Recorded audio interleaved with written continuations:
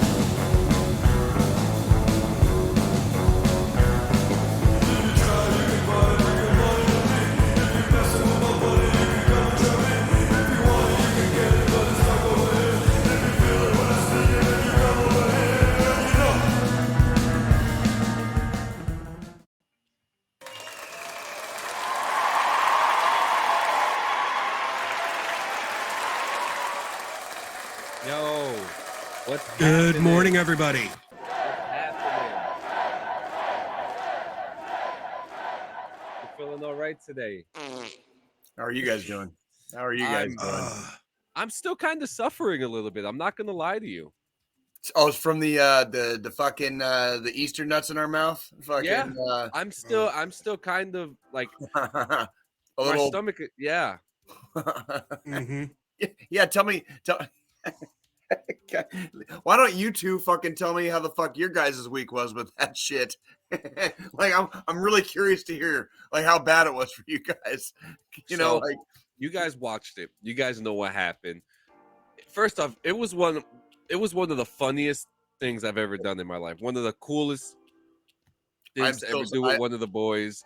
I'm still so fucking proud of you, but like seriously, dude. Like we did that, man. You fucking you really you sucked it up that day and said fuck it, and like yeah. Even if I just like ate one nut or licked it or sucked on it, it was still I still suffered from it. I know. I actually we were there. I rewatched parts of the episode a couple times just as like because I was trying to remember like. Do you remember when I said like I couldn't remember the last 30 minutes?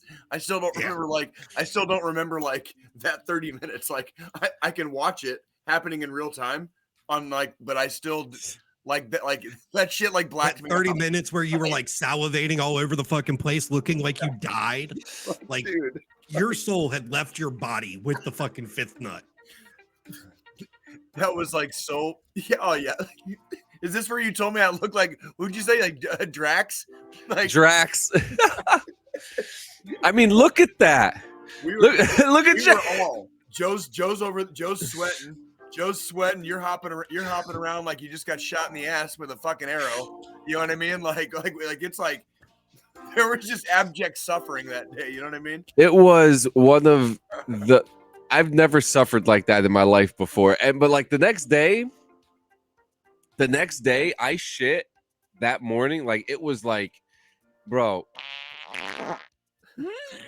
like it was so bad. It like I've never. It felt like someone is like the sheriff of Nottingham got a hot sword and stabbed me in the asshole with it. Like that is what it felt like. Like if this is what you guys go through, and you guys like have it even worse. Like it was so bad, but I couldn't eat anything straight for like until like 2-3 days ago, and even then, So, no, yeah, I'm done. so yeah, so that next day, that Saturday, I probably evacuated my bowels a total of 14 fucking times in a 6-hour period. Like, the missus wanted to go do some stuff, like go out, go to the bar, go to the arcade, or the barcade around the corner and shit like that. I refused to leave the comfort of the home because I needed to be within seconds of my toilet. Just from it coming out. Like, and I mean, it was fun. It was definitely fucking entertaining going back and rewatching some of it. Oh my god. Especially John's reaction after the fucking first level. Like, John straight up was about to die, it seemed like. And then we had Frenchie in the fucking background, just took him right to the face. No fucking reaction whatsoever. That first bite. You stayed with it after. And that's but said, fuck it every time. You're like, I'll do a little bit more. I'll do a little bit more. But you saw the moment, Squillini. Like that moment I took that like first bite and I had like maybe 5 or 6 nuts in my mouth. I was like, oh no. What have I done? What have I done? Now there was a moment that was really funny, Squillini. You know he was cussing my ass at that moment. Oh man. No, to be honest with you, I was cursing Jay out first. And it wasn't even Jay's idea. I know. Hey, we take some lumps sometimes. That's just what happens. I was cursing Jay in my head, like, why are we still here? 100 and something episodes later, and we're doing this shit.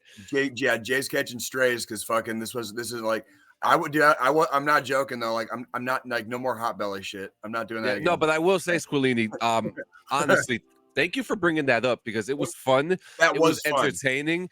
It was fun. It provided a good entertainment value, even though all three of us were fucking suffering.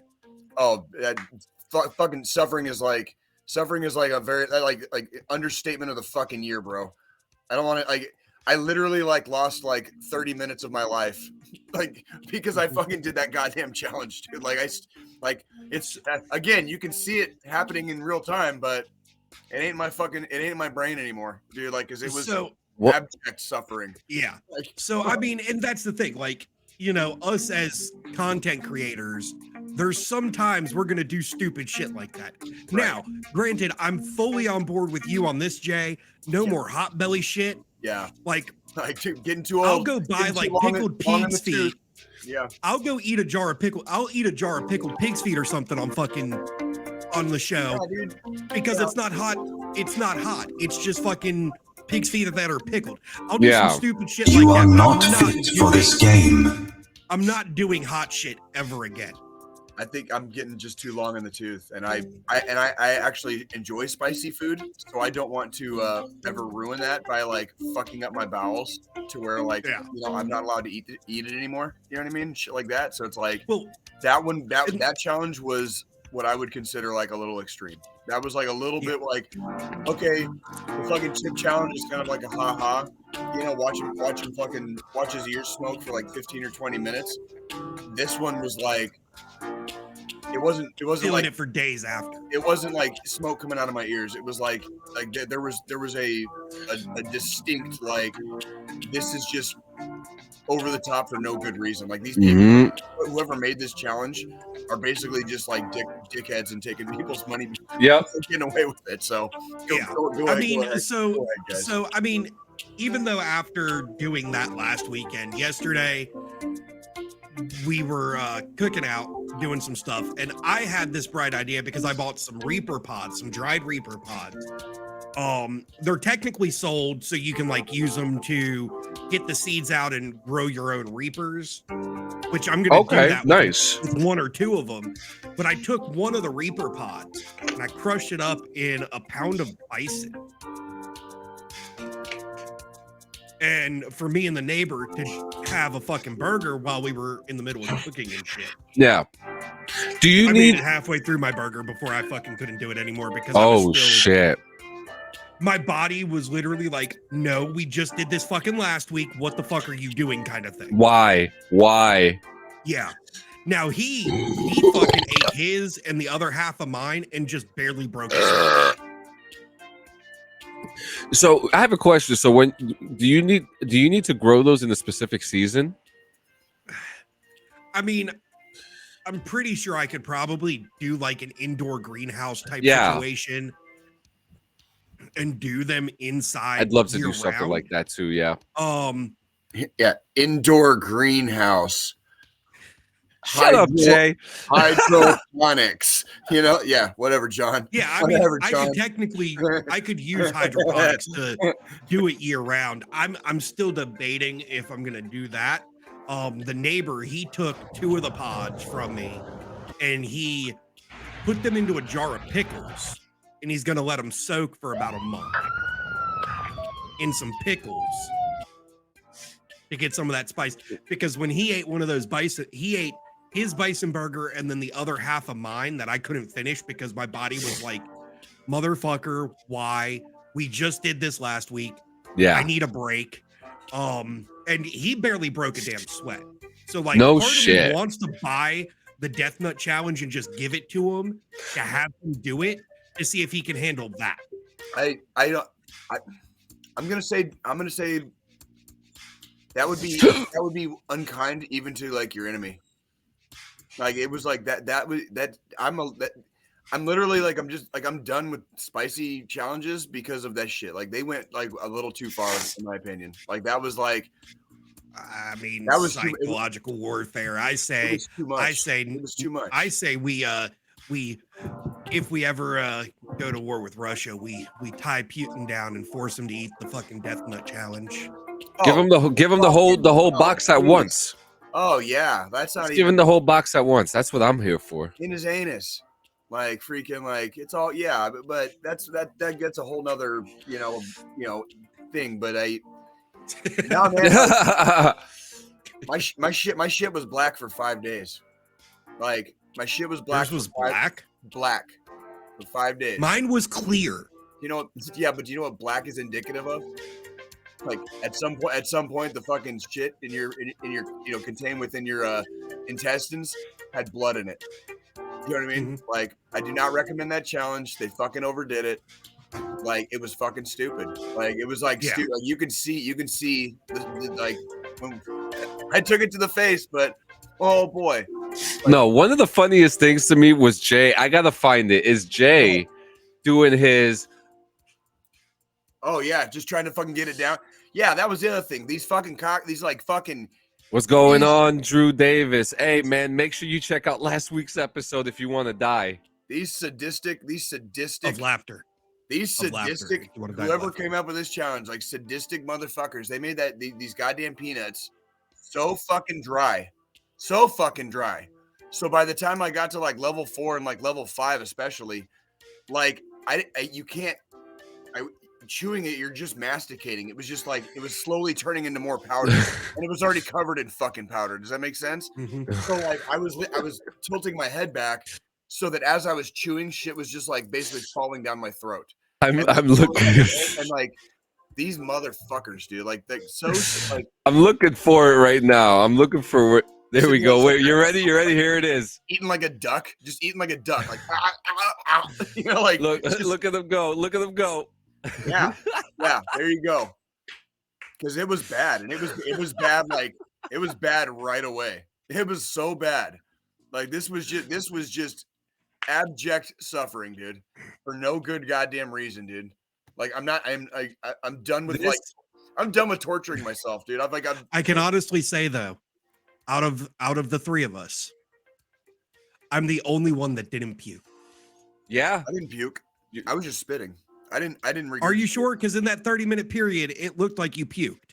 No, I hadn't. Remember, I pulled the wastebasket in front of me. I was just spitting. I was trying not to puke. Bro, you were spitting like a horse spitting. trader, bro. No, You were over there spitting like a goddamn llama. You can see me. I on level 4 and 5 both. I almost like you can see like I'm like I struggle for a second, but I never actually regurgitated. I was drooling and spitting. Like speaking what's going on, Brandon? Speak of the devil, he shall arrive. We were just talking about you right before the show, actually. Yeah, that fucking shit was fucking like no. And we're not. It was funny for everybody watching. For those of us that participated, I'm not doing. It was death. No, like I'm 42. I'm 42 years old. I'm not getting any younger, and like my shit was black for fucking 5 days. Yeah, there was a moment where I started I had like an insane moment, and I just started laughing uncontrollably. It was like when, that was when I started speaking like caveman. It was when I started speaking. Oh yeah, caveman. I couldn't talk, and it was just like, and you said like Jay, your mouth had like closed up. It looked like your lips were swelling, and you just could not fucking make a coherent sentence for a solid 25 fucking minutes. It was great. He didn't talk. Brandon's like, what? Wait, what did I do? Oh no, you didn't do nothing wrong. We were saying because of your stature and of what you do for the military, maybe you should come on the show next week if you got some free time. Hey, there you go. I like the sound of that. Look at all the hearts coming in from Frenchie Sanchez. We haven't had a guest in a while actually, so like that'd be actually kind of cool. I'm curious about the fucking the AGSUs, man. Like that fucking new unit, like the new Army uniform, man, is like if I regret one thing for my career is I ETS'd right before they like made it mandatory to have that one, because like I would love to be able to wear that fucking. I see some of the soldiers and the NCOs wearing that fucking uniform now, and it is. So Are you talking about the pinks and greens? Yeah, and dude, it is so sharp. Like those fucking uniforms look so goddamn tight, especially when you got a fucking rack, motherfucker. You know what I mean? Like it looks fucking sick, dude. Like you get that nice, just looking crisp and clean, dude. Like the. Oh, he said I just got them shits for free. Well, yeah, you know what? That's the joys of being a fucking recruiter. Yeah, he probably fucking did, and that's what I'm like. If I missed it, when you lie to kids to get them to join, that's the kind of perks you get.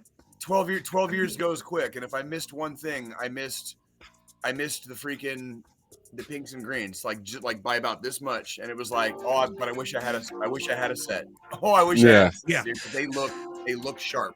Yeah. They did now speaking of sets, it's you're first today, aren't you, Jay? Oh yeah, I am. Oh my God.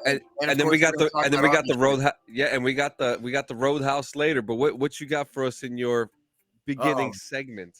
I'll try. You know what? I'm gonna try to make it quick because I did have a.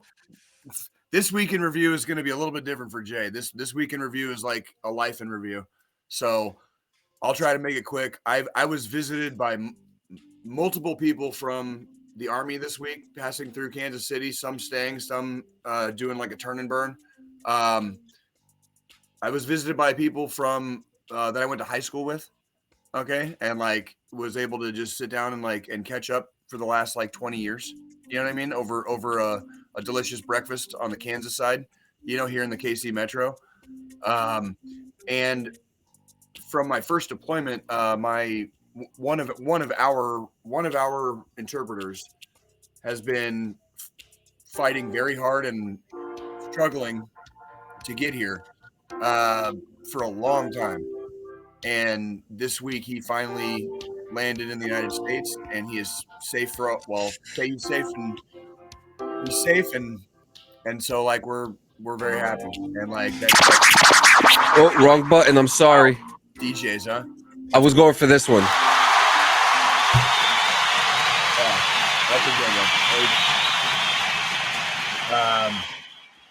one. That's fantastic. Yeah, and I normally don't talk about personal stuff and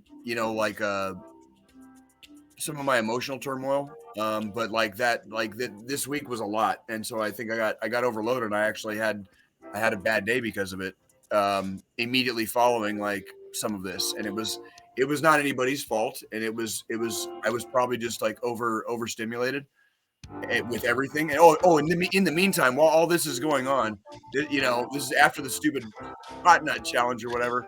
Didn't you do a VFW meeting the morning after too? Yeah, I did, and then I got Nikki. Nikki decided to watch Band of Brothers with me. So we're like, Hell yeah. So like through this entire last week, we've been like slowly working. We just finished it last night.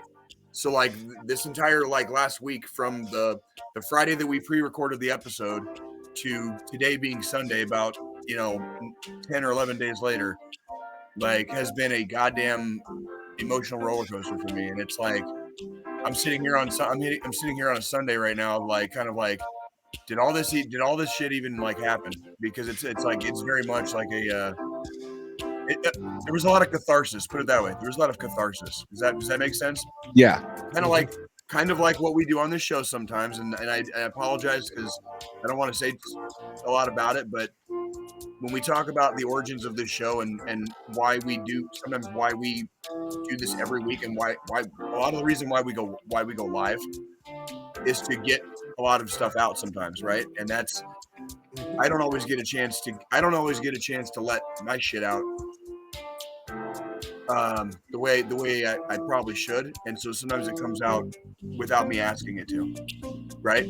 And those are the bad days, and sometimes those days get really bad, even when they follow immediately after some of the best days or best memories of your entire fucking life. And it's easy to forget that in the moment when you're having one of those bad days, how bad it feels, like. And it's easy to forget that like the next day is not going to be nearly fucking. It's literally just your body. It's like your body weeps sometimes. Does that make sense? Yeah.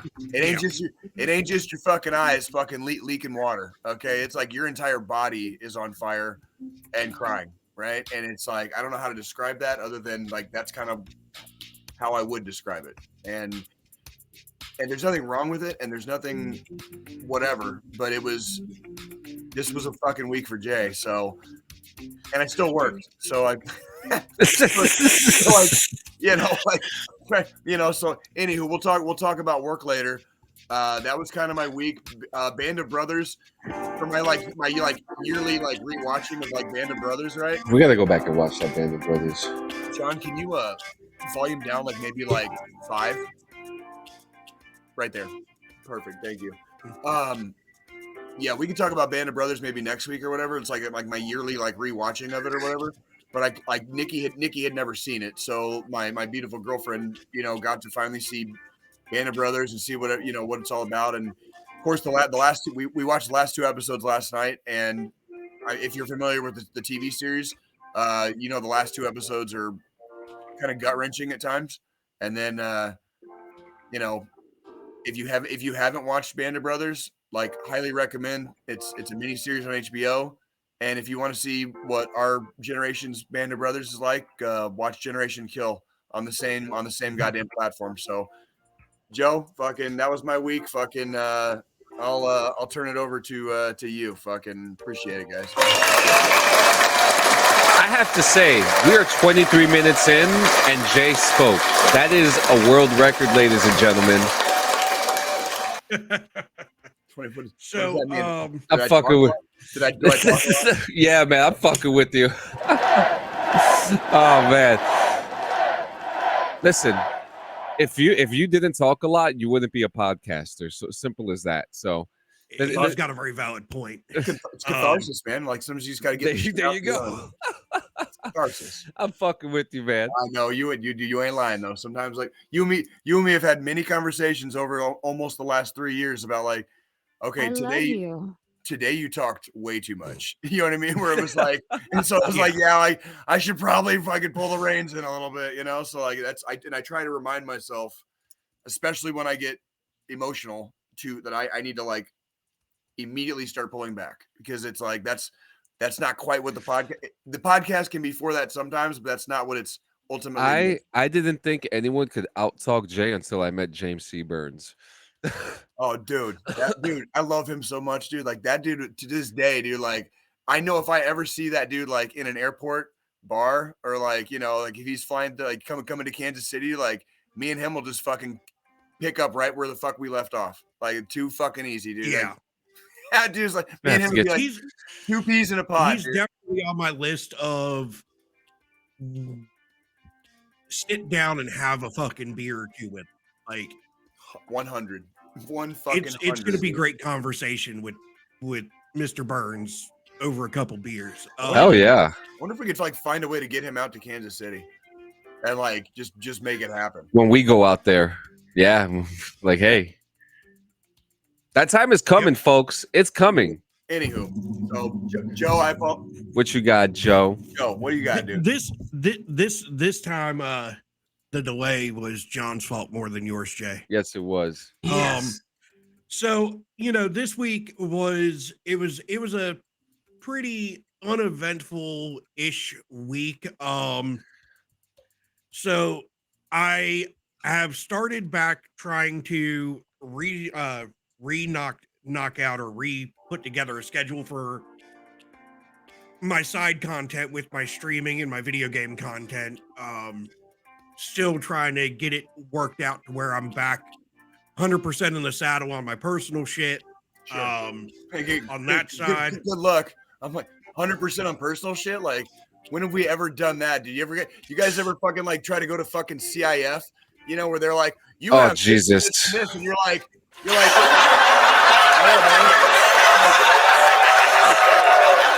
I lost my shit like 3 years ago, bro. Like, no, I don't have any of that. Go ahead. My favorite from CIF was, the gear that never got taken out of the fucking plastic wrap, yet they still tell you got to clean it because it's dirty. Like, motherfucker, it's still in the goddamn plastic wrap, vacuum sealed. How is it dirty? That's a story for another day.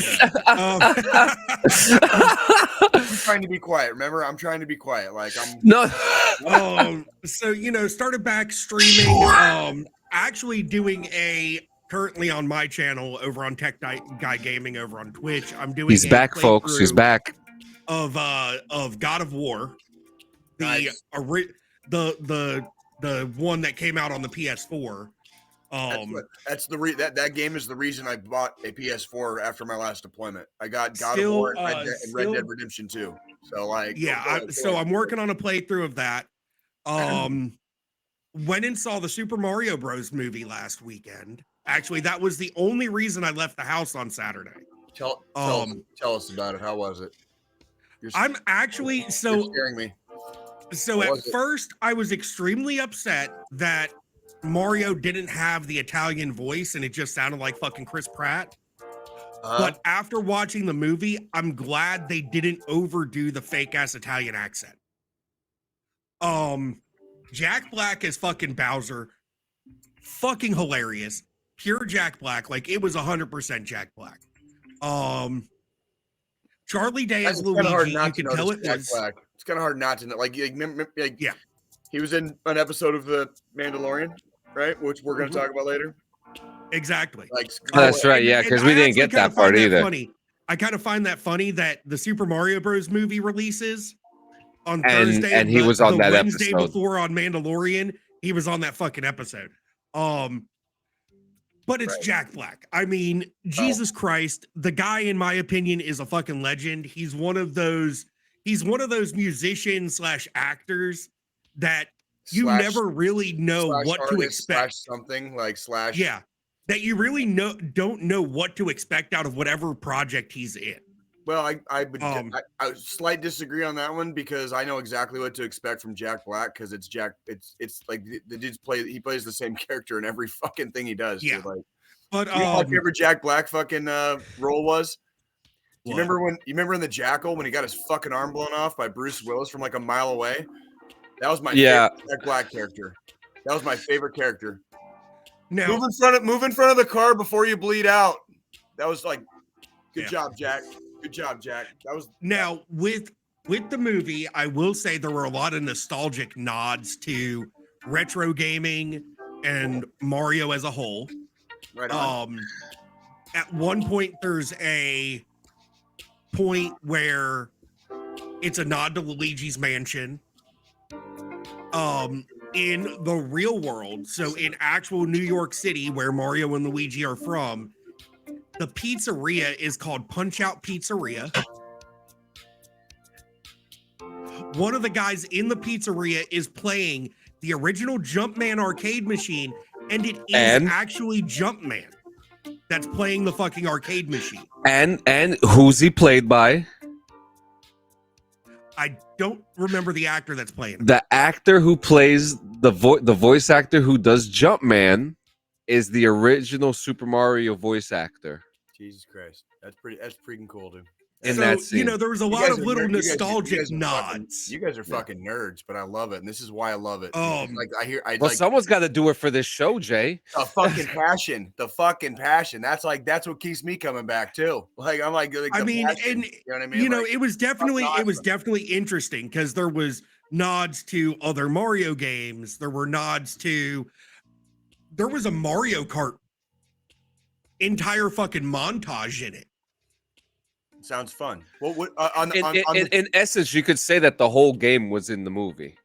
So the whole franchise, not just one game. So I'm saying, like with Mario Kart, like how like in Mario Kart, I don't want to go into. I'm not going into spoilers or anything, but how you do everything in Mario Kart, how they put that whole thing, yeah. Literally, like the way you choose your kart in Mario Kart, like in the movie, that was when they're putting together or building their karts, it was that exact type of sequence where it's one of the 3 dials scenes. And you pick your kart, your tires, and your fucking glider. I thought that was one of the coolest, like, let's put this in here because it could work moments that they could ever put in a video game. And the track that they're on is none other than fucking Rainbow Road during this sequence. Oh, it would have to be. Of course it would be. I would expect nothing less than that. Like, what on the 10-inch scale, fucking where are we going with this one, Joe? Fucking I'm dying to fucking to hear it. From a smaller picture, I would say an 8 out of 10. Okay. Because of the nostalgia and how well they wrote the story for the movie, and a lot of Easter eggs. There were a lot of Easter eggs from the old movie Easter eggs too. and stuff. There were Easter eggs from the. We're not going to talk about the older movie, dude. Like I'm not from the.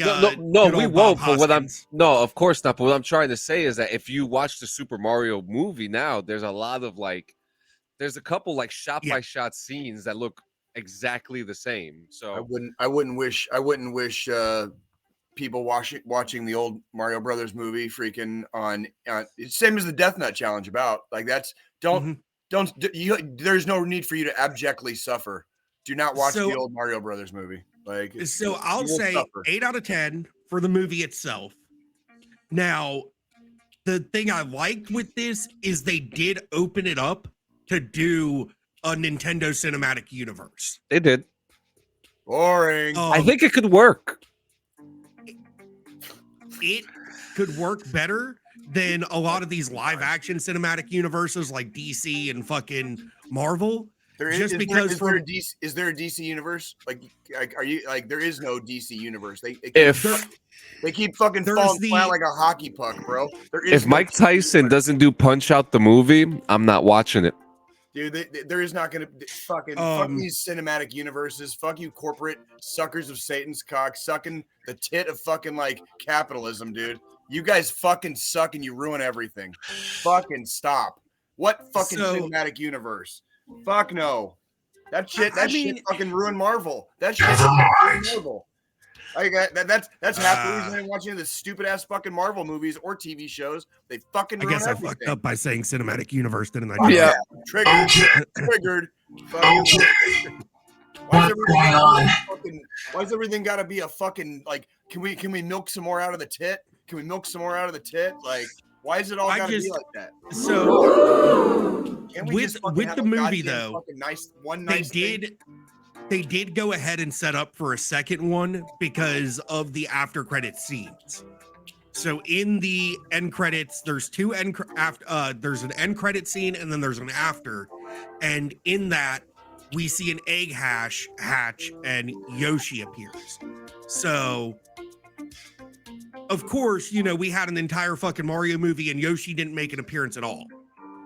So there's going to have to just be the a follow-up. species. Just the species. That's about it.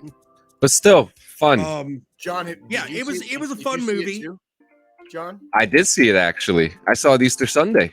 would you agree with Squilliny's assessment? Absolutely. Like, I have nothing else to add or take away from what Squillini said. Like his perspective of it is exactly the one that I have too. Same rating.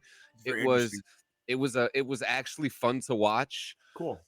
I bet in we watched it in IMAX, but I bet in a 3D or a 4D environment, it probably would have been much more fun. Interesting. I take a lot of your guys' suggestions to heart, dude. And there have been times where there was shit that like I never would have took care of it. They took care of it. I've watched or played more video games or watched more movies because of you guys and what like how you describe it than I ever would have shit that I never would have touched, dude. Like, well, see, and that's the thing. Like, I've watched movies based off of your suggestion too. So another movie I watched this week, Violent Night, even though it's not Christmas time. I finally watched fucking Rampaging Viking Santa kick the living dog shit out of fucking some mercenaries. Like, motherfucker went goddamn hard in this fucking movie. Hard in the paint, homie. Hard in the fucking paint, homie. Like, oh my god, I would kill for a fucking second one to come out. Oh, like now that's a fucking cinematic universe I want to fucking be a part of, bro. Fucking thank you. Shit next like one, that, like Cocaine not Bear. Violent Night. Like, but let's expand on it, bro. Let's do a fucking the Easter Bunny. Yeah, the Easter Bunny just goes fucking ham. Fucking thank you, dude. Like, can we or the fucking a turkey that the president pardons ends up killing a lot of fucking motherfuckers. Do some shit like that. Gentlemen, Republican turkey coming to a theater near you. There's a reason. There's a reason the miniseries about like our peers is called Generation Kill, and not yeah. Like there's a fucking reason. You know what I mean? Like anywho, tell us about Violent Night, dude. I want to hear Joe's take on fucking Violent Night. I mean, it was exactly what you explained. It was great. Part of me wishes I went and saw it in fucking theaters now, because just imagining that entire movie on, you know, a 200 fucking inch screen, like so deliciously stupid, like so deliciously stupid. It was definitely campy at points. Yeah. And it was definitely one of those like B-list fucking horror movies meets fucking Christmas, but it was done right. It wasn't done in a way where it's like, why the fuck did I watch this? It was done in a way where I want fucking more. Like, I want more David Harbour as Santa beating the living shit out of people with a fucking sledgehammer. Just breaking ankles off his ass, breaking ankles like Kathy Bates in Misery, dude. Like, you know what I'm saying? Like, just fucking smash. Like, I definitely will, if they end up deciding to do a fucking sequel, I'm gonna go see fucking Violent Night 2 in theaters if they do it. Yes, sir. I will pay the fucking $30 to go to the movie theater to watch a sequel to that fucking movie. Or if they do like fucking an Easter Bunny version, I'm still gonna go fucking see it, because that is a cinematic universe I could get behind. Fucking rally up on me. Let's go. I'm down. And then what do you also what do you Knock at the Cabin? Give me a. I thought we talked about that. 10-inch scale. What would you give? Violent Night gets a 9.5 out of 10. Oh my god! Did you guys fucking hear that shit? Did you guys fucking hear that shit? Fucking. Joe gave one of the.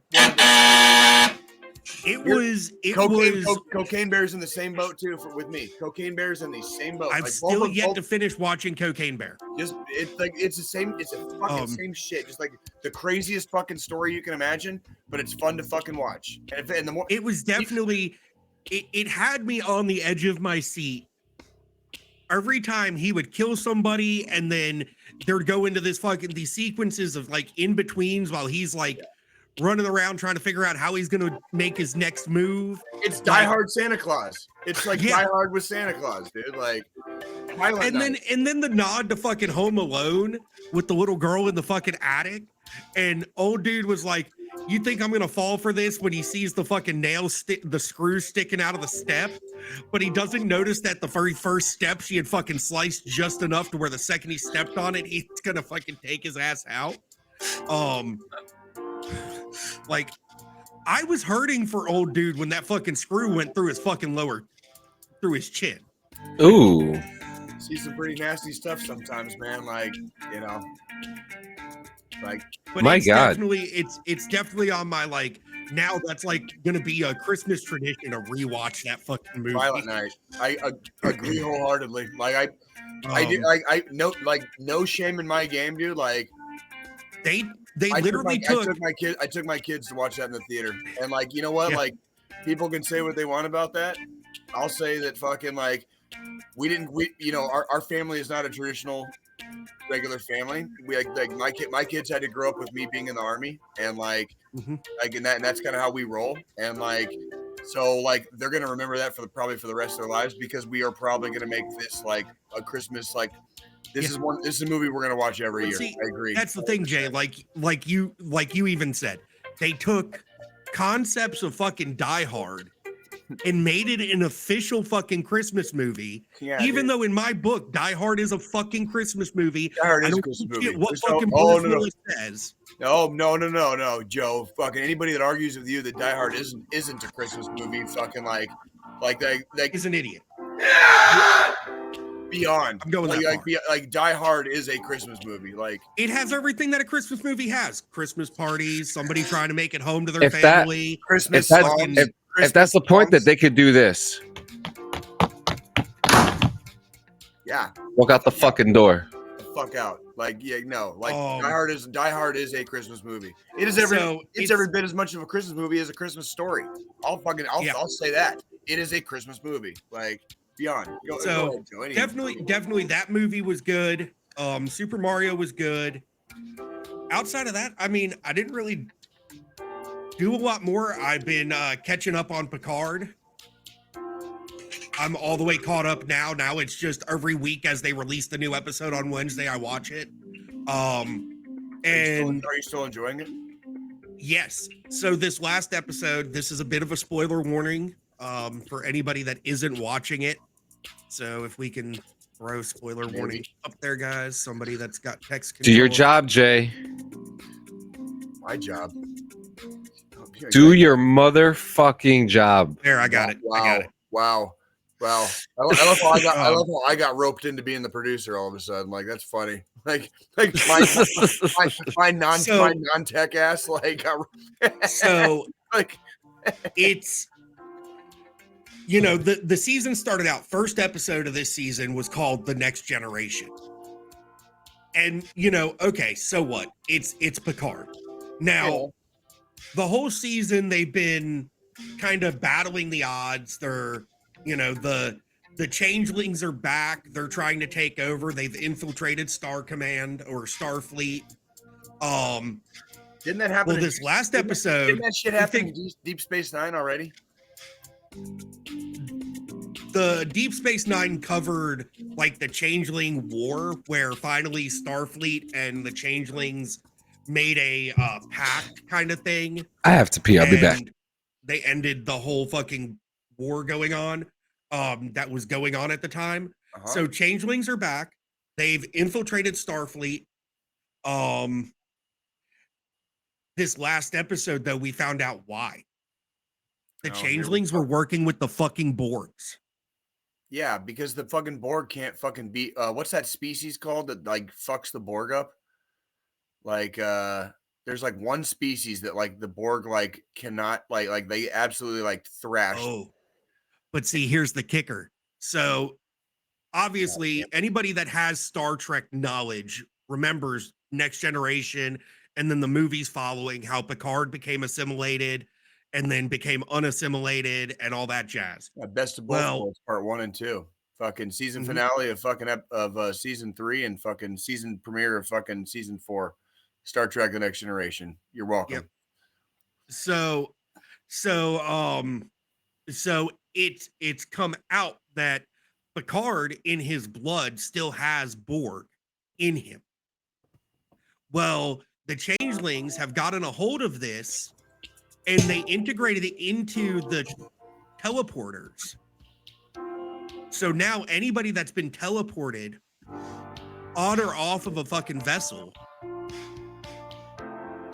is starting to be assimilated. This last episode, the Borg have completely taken over Starfleet. Everybody's turning into part Borg, part human. We've got Riker, Worf, Picard, LaForge, Data's back. Like the whole original crew from Next Generation is back, and they go to the Starfleet Museum because all the ships now are interlinked together and stuff, and the Borg have taken over the entire fleet. Yes. And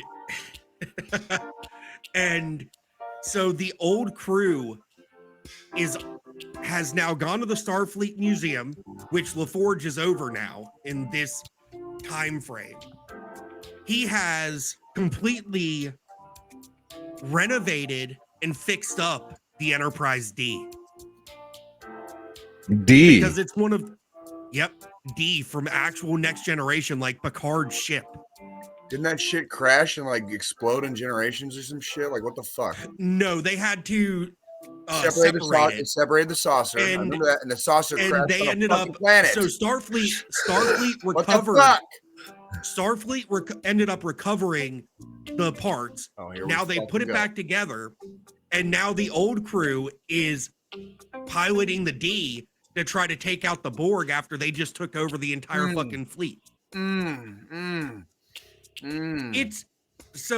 It's nostalgic. Yes, I'm sorry. I'm being a dick for no reason, but it's fucking bad. Like This isn't funny at all. It's one of those things where if you're a Star Trek fan, I will say this season is hitting on all the major points, all the nostalgia that they can fucking hit on. Dude,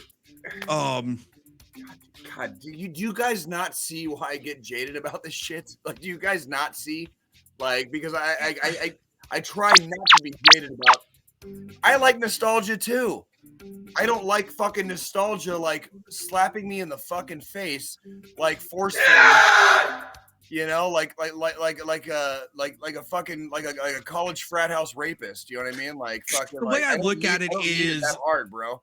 Like all the time. This is not just Star Trek. It's every fucking show. It's every fucking movie. It's every. Fucking I mean, movie. Even in the Star Wars universe, they're fucking milking the shit out of nostalgia. Fuck, man. But like, see, here's God, my thing. why? You know, for the people that are diehard Star Trek fans, it's definitely good. I would only give this season so far like a 5 out of 10. Because they're overplaying the nostalgia. Thank you. I mean, we start the season out with Picard convincing Riker to help him, you know, go on this mission to respond to a distress call from Dr. Crusher. You know, the doctor, one of the doctor from fucking Next Generation. Crusher. It's Beverly Crusher, dude. Yep. To then we've got fucking Worf showing up. To LaForge is back. To I'm good. They found Data and they've brought him back. Whatever, dude. Like literally the entire they've overdone the nostalgia for this 5 out of 10. Like if they kept it to maybe just Riker and LaForge coming back, or Riker and Worf, Jesus or just Christ, two other characters. You don't have to face fuck me with a family reunion, okay? Like I can. That's exactly what they fucking have done. I can suck my own dick, fucking like when I. It's like going to a fucking family reunion for a family full of swingers where everybody shares everything. Yeah, like help me, stepsis, I'm stuck. Overstimulated. Overstimulated. Not to make John quit. See his fucking facial expressions over there. Like, what the hell is going on? So that's Jay that's doesn't it like for Jay doesn't like for getting me face for fucked this at week. family reunions, unfortunately. Yeah, I mean that's it for me for this week. I've been watching that. I've been watching fucking Mando. Watched those movies. Got back in the saddle, starting streaming again. That's the base level. What about you, John? Oh, it was a busy week for me, man. I'll start off with my reviews. First review I got is for the TV show Hello Tomorrow, which stars Billy Crudup. It finally finished on Apple TV Plus, and it's a retro futuristic tale of a man who's a door-to-door salesman who sells property on the moon. Except there's no fucking property on the moon. So so do you ever wonder what the Fallout world would look like before the bombs dropped? Yeah, That's a what little bit. that's what this A little show bit. is. You get Oh, the little you've talked 1950. about this. Yeah. You have mentioned this before. Yeah, so the show has a great theme. It has, a fantastic story about a stupid father who doesn't know how to communicate with his son and who uses the lying salesman technique to get his way with everybody. His mother, who's just as fucked up as he is, and the son who doesn't even know that the guy who's been standing around and his own boss is his father.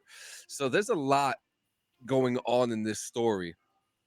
A lot of deceit, a lot of funny things, and a woman gets killed by an automated fucking truck, a driverless car.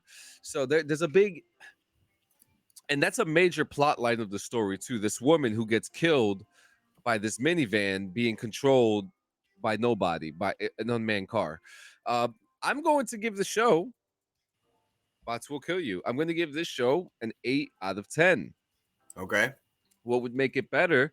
I think that there's a lot of plot holes. There's a couple plot holes in there that they didn't answer. We don't even know if we're getting a season 2. It hasn't been announced yet. It hasn't been spoken about. It's got a fantastic budget, a fantastic story, a great cast. I say give it a watch. It's on Apple TV Plus, and there's other stuff on Apple TV Plus coming out soon, like Silo, which I can't wait for that, which is based on the novel of the same name. Extrapolations has one episode left. Can't wait for that one. My next review is Sons of the Forest. What's this? So I never played the first one. Apparently, did you play the first one, Scolini? I have played it a little here and there. Can you give me a little background of it? Or the only thing that I know about the first one, it's about cannibals in the forest. That's pretty much it. Yeah. So the second one, it's a survival based game, and you start off in the game in a helicopter. Jay pressed the wrong button again. Here we go. You start the game off in a helicopter. You're probably some type of military force or whatever, and your helicopter crashes in the forest. And so, your first, what is your first instinct if you survive a helicopter crash in the middle of the forest and you don't know where the fuck you are, Scolini? What's your first instinct? Shelter. Shelter. So I'm playing with Brandon Wayner and Kenny Fig of Yumi and Lore, and the first thing that was brought up was we need to build shelter. You can chop trees, and the mechanics on the trees when you're chopping them are actually kind of cool and fun. You're chopping down the trees, you pick up the trees, and then you could set up to build a shelter or stuff like this. So we started building a cabin. Now, while you're building this stuff, you're making noise, you're attracting cannibals, you're attracting tribesmen of that area, and it's bringing dire consequences sometimes. And if you do end up getting killed by them, you wake up in a random camp. Sometimes it's beneficial to die because when you wake up in these random camps, you get like a bunch of like more materials of other camps, like tarp, stick, fire, and things like that. You get me?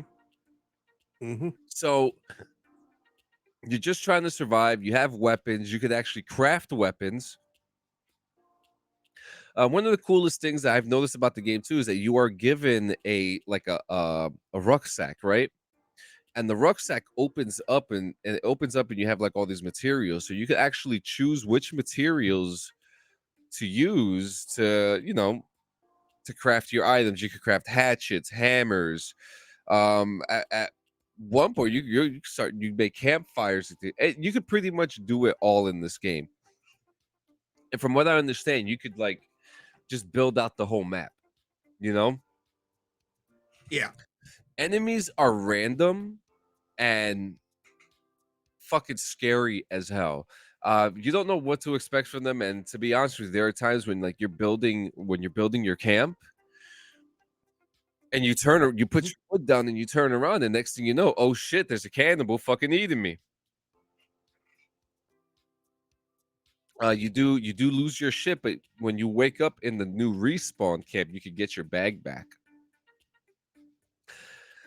I don't know how big the map is. I haven't explored too much of it, but I do know for a fact that you can go into other spots and take other things. You could chop down the trees, you could make fires, you could make tents. I mean, I'm in the middle of building a cabin right now, like a whole fucking like 3-bedroom cabin in this game. It's kind of interesting, the whole aspect. We haven't gotten to the point where it starts getting really fucked up and scary. But it will not be long until that happens. You know what I mean? So I'm actually right now going to be giving Sons of the Forest a 9 out of 10. It's a great concept. It's actually really fun when you're playing with people and fucking frightening when you're playing by yourself. That's that. Now, I have finally completed Red Dead Redemption 2. What?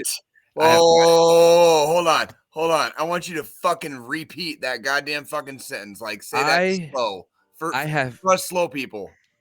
I have finally completed Red Dead Redemption 2. It's finally done. I finally did it. I have finally finished the cinematic experience of Red Dead Redemption.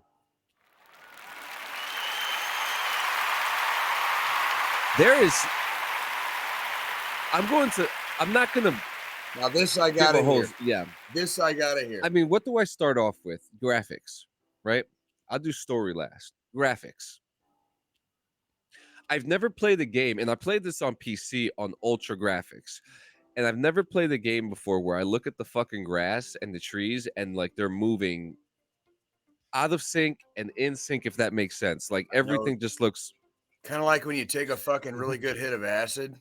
Yeah. And you see everything moving, but it's not moving, man. Yeah. You know, the graphics were fantastic. The mechanics, I mean, I'm learning a new mechanic every day. You know, the fight mechanics are kind of interesting because you get into fights with people, but if you have like, let's say you have a knife in your hand, it does a different mechanic when you're parrying. That's like correct. Different things. Interactions with strangers and other characters, amazing. You get a whole new experience every single time. Every single time. I've mentioned this to you guys, and like I several times, and like I have yet to do it, but I was just talking to somebody last night. Like, I really need to plug in my fucking PS4 because I kind of just want to play fucking Red Dead 2. Yeah. I haven't played it in a while, and I just kind of want to play that game again. Yeah, and I went in. Now, as far as story, characters, best characters I've ever played or watched or anything in any type of anything I've ever consumed myself into.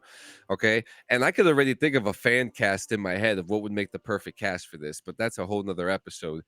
When we get to the story, you get sucked in. You learn about the Blackwater Massacre. You learn about like, oh yeah, the bunch of shit went down. They're running. You have no money. And you're just trying to figure it out, right, Jay? You're just trying to figure it out, trying to survive. Homie. I went the high on the road because I really wanted to understand the interactions and I wanted a more emotional, immersive experience. You go the high road with Arthur, and you always go the high road on your fucking first playthrough. If you want to be a bad guy, fucking do that on your fucking second time around. Yeah. Like that's usually my rule of thumb. If you want the best immersive playthrough, go high honor. you know, or as Yeah. high honor as you possibly could, right? Agree. Uh, With multiple games. With yeah, multiple games. Not yeah, just like I agree with multiple games. Like yeah. that. So you go in and you understand that you're with a group of people who are not necessarily all bad people. They're just in a bad situation. And you try to understand like these people, the people who are running around with Dutch Vanderlyn and all this stuff, and you meet these It's a characters that you don't like. it's a literal gang. Yeah, It is a literal gang. I mean, we're not like that. Like yeah, that word. The word gang is not in fucking air quotes. yeah. In that, And you what know, I like, it's love and what word I on. love about the whole story, this is my favorite thing about the whole story. It's 1899. We're coming into a new century. And Mhm. they know this. They know that the cowboy is all but dead now, and that we're coming into a new time, and that it's time that we need to adapt with the world, Right. and that was the big issue. And Arthur knew what was coming. Right. All right. Well, and that's like that's part. I that's part of the. I think the immersive part that you described of this game is that you almost take on the uh the hopes, the desires, the fears, like everything from the characters that you're playing. Hmm. And I think we're far enough along, like it's not, no spoiler alert needed. Like in the It's been like 10 years. in the epilogue, you play as freaking the guy. John, You play as fucking John. which leads into the next game. No, which led to the fucking prequel Well, Red Dead the Redemption first. was the first game, and so No, yeah, that's what I'm saying. Like, it leads into the and yeah, that's like, anywho, yeah, like but they need to remaster that motherfucker. Can you imagine playing like Red Dead Redemption? Like, what they need to do is some asshole, because it's the same map. Red Dead 1 and Red Dead 2 are the exact same map. So yeah, if they could, they just expanded it. They if just some expanded it. if some virgin could just take 168 hours to mod the whole story into this engine, you're good. You're good. I'm But telling you, dude. Like, you oh know, look, as a kid, we just now, gave Rockstar freaking another $1 million idea, I or did. $1 billion idea. Now you feel for the gang, you feel for the people. People start dying, and Oh, yeah. that's when you start really understanding. Like, damn, this is starting to get real crazy. And Arthur is he's really just trying to get away from it all. He's in love with the woman. You have all these other characters like Strauss, who's collecting money, the Trelawney, who you don't even know if you could trust the guy, but because he's always running. And then you got Dutch and Micah, and we're skipping forward. And when you get to it, you find out. Fucking Micah. Squillian, are you okay with the spoiler? Do you know what happens in the end? You're Mhm. familiar? Okay. Yeah, we all know Michael comes in, kills Arthur. Dutch does nothing about it. That moment, well, what actually started giving me the feels was when he came back from Guarma, the Cuban island. Yeah, when you get And stuck there. yeah, and when he started coming back and the music that played, that started setting the tone with like, oh shit, something bad is happening. Meanwhile, this whole time, you're still dealing with the fact that Arthur has tuberculosis. Yeah, because that dude fucking coughed on him Yeah. when he fucking What? killed him. Like that's And fucking like that, and that, like which he brought it on himself basically. Like And if it's you like actually think about it, if you continue that storyline with the Downs family, that story ends. You find the woman becomes a prostitute, and because her husband died, and then Arthur gives her all the money, and she goes and lives a happy life with her son because Arthur felt so bad. And that is another part of taking the high road. right, But now we have Arthur dying, and you're just like, he tells John, you need to go and be a man. It's I ain't gonna make it. And he tells Dutch, I gave you all I had, which is the last words that Dutch told to Arthur in the camp before shit went crazy. Dutch said to him, I gave you everything I had. And Arthur said the exact same thing to him as his final words in the right. game. That's right. Now, And it's like, you think you finish the game and you go into the epilogue, you're like, oh shit, John Marston's wearing the clothes from the original game. We're building the house, you're getting more story. dude, can I Mhm. I'm Interject, so sorry to interrupt. I am so sorry to interrupt. The fucking house building scene. That was The house one of building scene, dude. Like, I was so fun to you. actually, You tell me. You tell me. I think when I started playing that section, I was like, oh my god, I'm playing RP. I'm playing RP. It's This is what basically we do like, in RP. You're building the house. You're doing all this stuff, and I couldn't be any more excited because that actually was the fun part, the best part for me, playing on the farm, milking the cows, and shit like that. Like that really made a whole new essence of the game, but it built such a story when you actually get and to the ending. and then there was more missions. Yeah, Like, they a gave hell of a you, lot more missions. yeah, Ab- it wasn't short. Like, that epilogue is not short. That was like like you're immersed for like several hours. I felt like I watched a 7 season show. Oh God, yes. That's what I Easily. that's what I Fucking felt like. easily. And Easily. yeah, I felt like I watched a 7 season show. I loved it. It is easily a 9.5 out of 10. 9.5 out of 10. What I love about it, actually, no, we're gonna backtrack that and we're going with 10 out of 10. And I'm gonna say 10 out of 10 because of its historical accuracies when it comes to the language of certain people that were around. Like when you go the roads, you're dealing with a lot of racist people, and there's actually a scene where you see an African American male who looks like he's doing really good for himself, and he says to Arthur, did I offend you just by sitting here? And Arthur says, what the fuck are you talking about? Like, like Arthur doesn't understand racism. And that, like, I think that playing with that small little tidbit in the storyline really built a world around you to understand, like, there's no more slavery. The Civil War is over. People, the world is building. The future is coming, and people are just trying to understand each other. And I think the whole thing, the whole world building around that game it made me real emotional. I did cry. I cried like a bitch. Yeah. With Arthur dying, and even in the end, with the house building, like even like seeing everything that John Marston went through, and to have everything that he has after that, and then to know what happens after. Yeah, because because you played Red Dead Redemption, right? And then you're Yeah. like, to know that, like, What happens, it's like that's his story. Fucking fantastic. 10 out of 10. Now I'm going to get to the conversation that I want to trigger you guys about. Cheap Here we plug, go. Clean Sanchez Radio exists now. I'm finally on internet radio. This isn't me to plug what I'm doing. This is me to talk to you guys about when the fuck are we doing DD214 Gaming Radio. That's all I'm saying.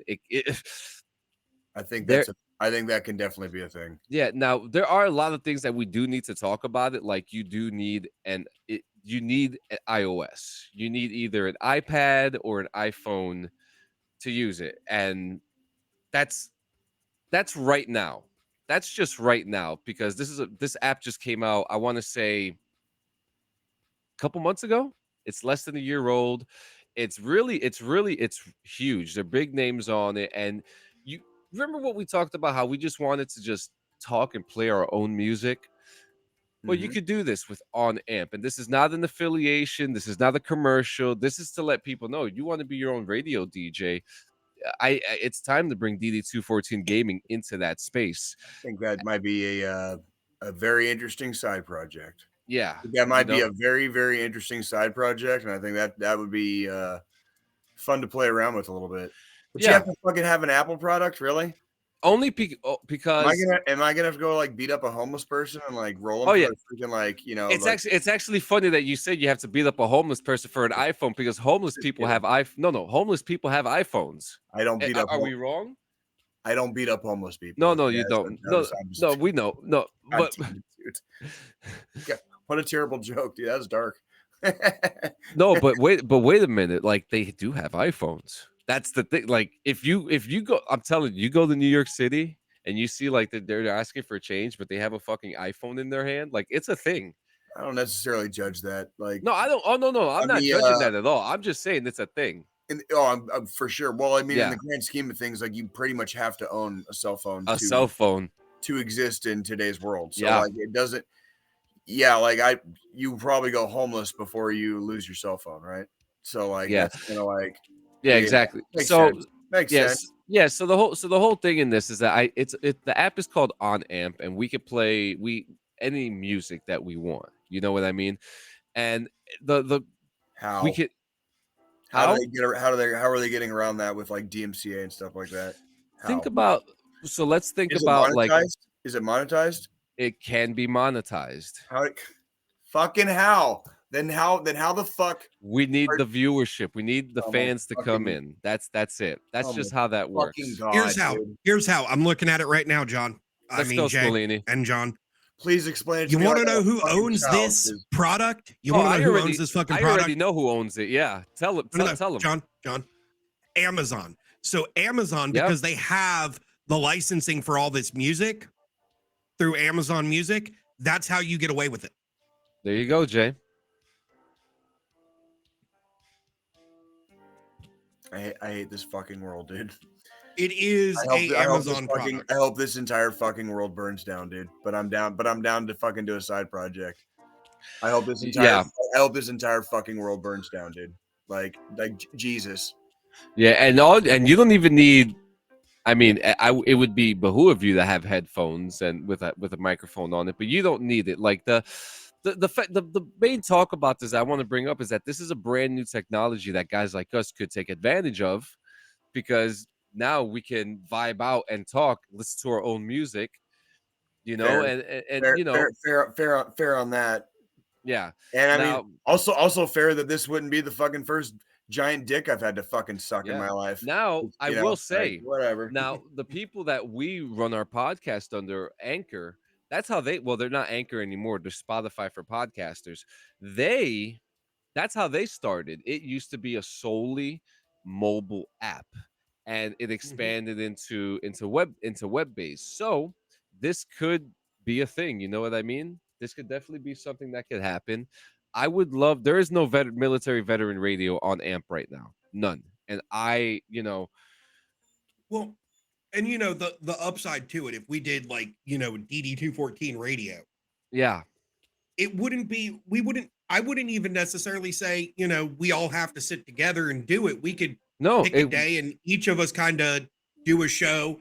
That way, it's kind of like one day we get music and talk with John. Another day we get Jay's music and talk. Another day we get my music, and we share the music we like personally with our followers from DD214. Yeah, and if we want to, I think it's up to. I haven't tried it out with 3. I tried it out with 2 people. I know you can have 2 people on a call. It's like you could have a host and a co-host on it. But again, it's still early. It's brand new. These things can and will change, but it is a nice rising. But Squilini, if you keep an eye on it, Jay, I'll give you more information on it. We could talk more about it, but it's something since we're gonna be plugging all their bullshit, can you give me a fucking Apple product? Because there's not a single Apple product in my fucking home. I know. Not fucking one. I know. Let me see. On the AMP. Yeah, I mean, it's going to be eventual that this is going to get out of the iOS realm eventually. It sounds fun. I like how it sounds. I'm really confused and slightly disinterested based on the fact of who it's under and like how they're basically like shirking like why the reason we haven't been doing this already. Actually, it's coming. Android and desktop are coming very soon. So okay. Well, yeah, we'll fucking brainstorm on that shit. I really want to hear about this fucking like how they're getting around fucking like the whole reason we're already not doing that is because of fucking like laws and like people not getting paid for their fucking shit. And like it's kind of it's the radio concept. So what it is in a sense, Amazon, since they own this product, and I know I keep fucking plugging fucking Amazon. Yeah. But Amazon, because they own this product, and then because Amazon has, contracts and licensing with almost every major label out there because of their Amazon Music product, which is kind of like Spotify or Apple Music. You're using the Amazon Music library to create through their algorithm. Yeah. So you're using their licensing What if they don't You're have just the fucking, hosting a show. What if they don't have the licensing for the fucking songs I want to listen to? Then Then they the get in songs trouble. aren't going to be available. Yeah, so you can actually, like, if you go on it, you type in the song, and there's some songs, if you type it in, it's not going to be there. Like, it legitimately won't be there. So That's also going to make it difficult. well, the ones who aren't going to get in trouble are the hosts. The ones who are going to get in trouble are Amazon. Again, this is a big opportunity, and I like the concept. I definitely like the Yeah. concept.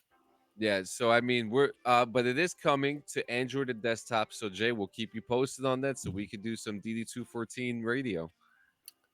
I've always wanted to fucking kind of do something similar to that, and Yeah.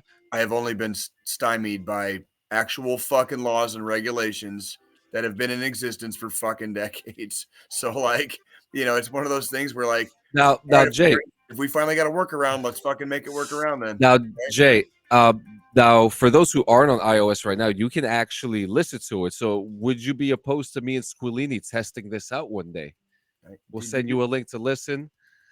Dude, you do whatever you want, dude. Like it's Okay, we're pirates. Ain't nobody Jay, ain't nobody here telling anybody else what Can the I fuck tell to you do. just something real quick? This is exactly pirate radio. Like, it is legal pirate radio. That's what I'm trying, but that's why I asked about it being monetized. I was like, so who's actually making fucking money here? Because like, how can it be monetized when like all the rules? Whatever, dude. I'm not a fucking lawyer. I don't fucking care. Like, I mean, it's ultimately, it sucks that we're just gonna keep fucking feeding like Jeff Bezos' fucking like giant prolapsed asshole. You know what I mean? Sometimes we gotta make sacrifices to get the things we want, my friend. We gotta make sacrifices. That dude shot himself to space on a fucking giant dick, dude. Like, I Yes, mean, he seriously, dude. Like, but you know what, dude? Like, sometimes if you want to make an omelet, you got to break a few eggs, right? So that's true. Well, speaking about omelets, I think it's time for the Roadhouse. Oh shit! You got that sound, Squillini? I got hiccups. I think Squillini fell asleep. Like, I didn't fall asleep. I got his brain going on I'm just fucking with him, dude.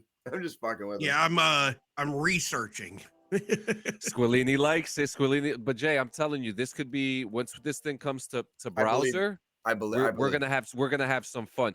And to be honest with you, I'm just gonna fucking say it. If AMP does so good, and if this turns out to be good for us, because this is a whole new audience too, you know what I mean? If we tap into that, it could be an opportunity to be exclusive. I'm just saying, because that's a paid opportunity if they ever came to it. But there is a huge. It's like I've always said, everybody's got a price for the $1 million man. Listen, man, we remember what I told you what the goal was? Sirius XM, right? We don't.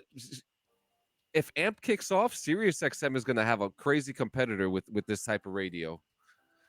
Call me crazy for saying that, but I think there's a chance for competition because XM has been doing it for a long fucking time, and a company like AMP giving the people control of their radio station, it's time, baby, it's time.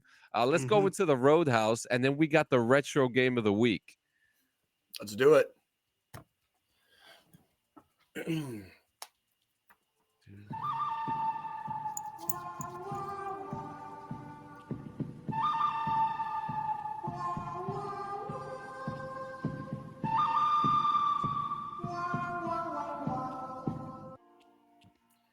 Well, pilgrims, it's good to see you again.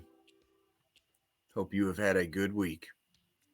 It is always a pleasure to see your face when you walk in through them saloon doors. Come on down to Jay's Roadhouse. Let's have a beer together. Let's smile. Let's trade some stories. All right. So, did either of you two fine gentlemen fucking happen to fucking catch UFC last night? I unfortunately didn't because I was crying my ass off. Crying your wait. With Red Dead Redemption. Okay. Fair. It's fair.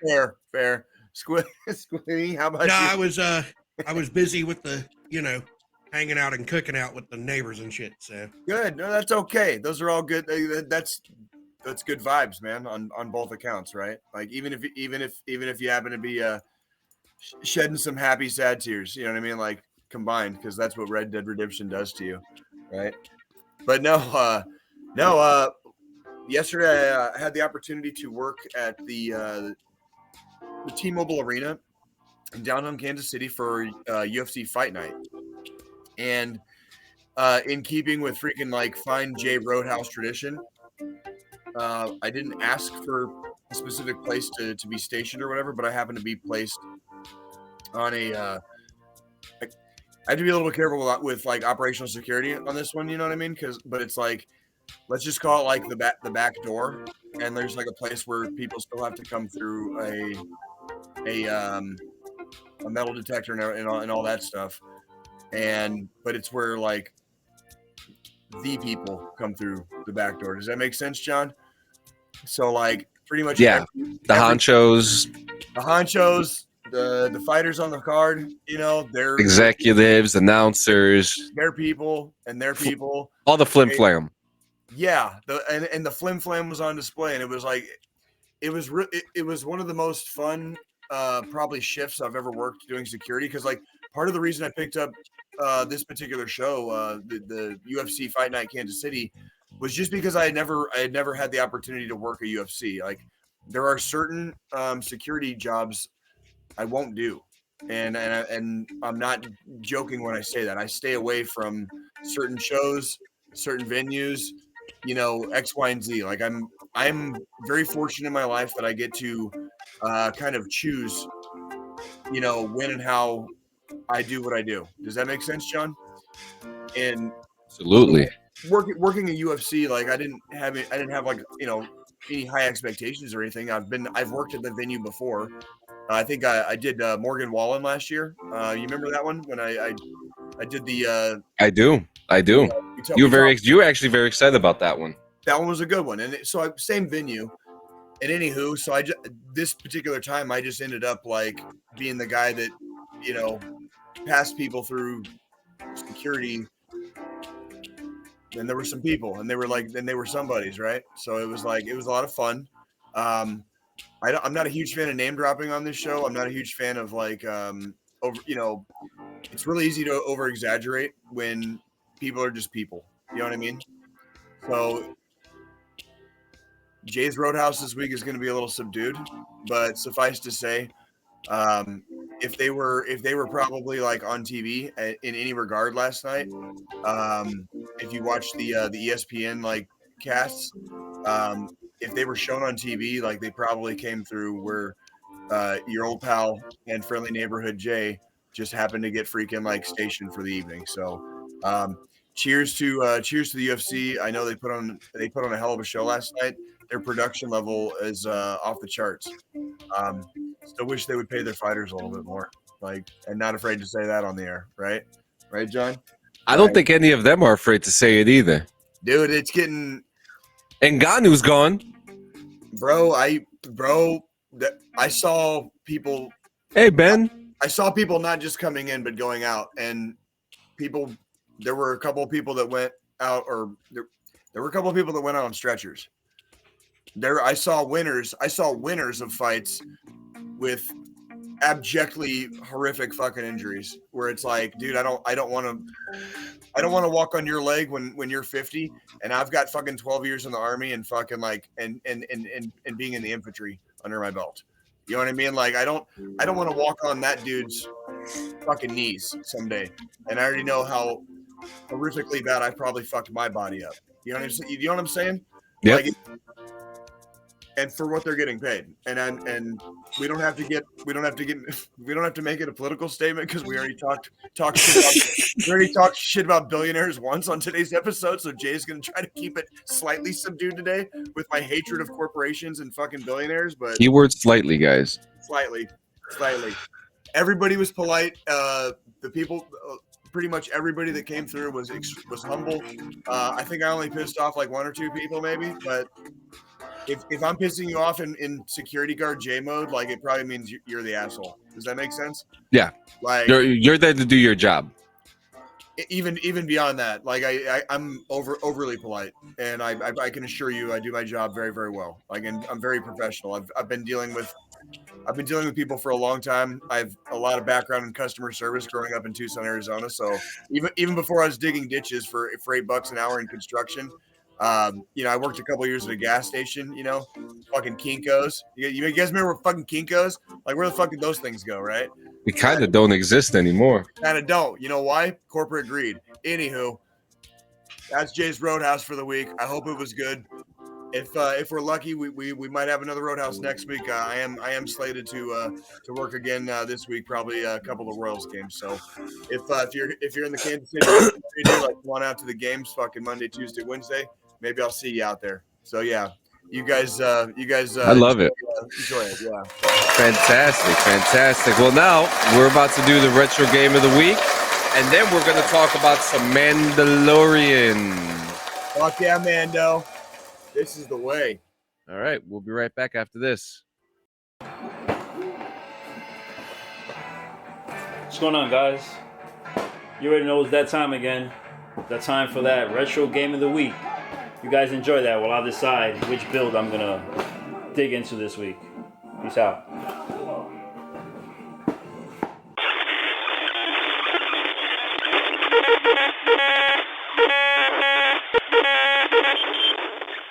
Welcome back to another edition of Retro Game of the Week. It's your boy Gonzo.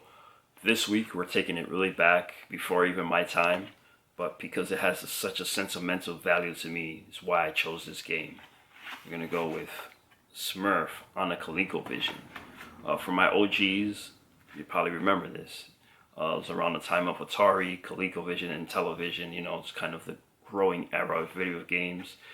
Nintendo wasn't out yet.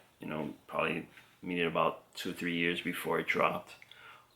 This was the very first video game and console that I played, hands down. Before Super Mario, before Nintendo, before anything, I played this. The first time I saw this was in 1988, so obviously 6 years after this game came out. When I moved over from New York to New Jersey, I had this neighbor that invited me to his house, and he had a ColecoVision, and we played this game. Playing through this game now, I don't remember the fields, the caverns, the woods that you have to go through.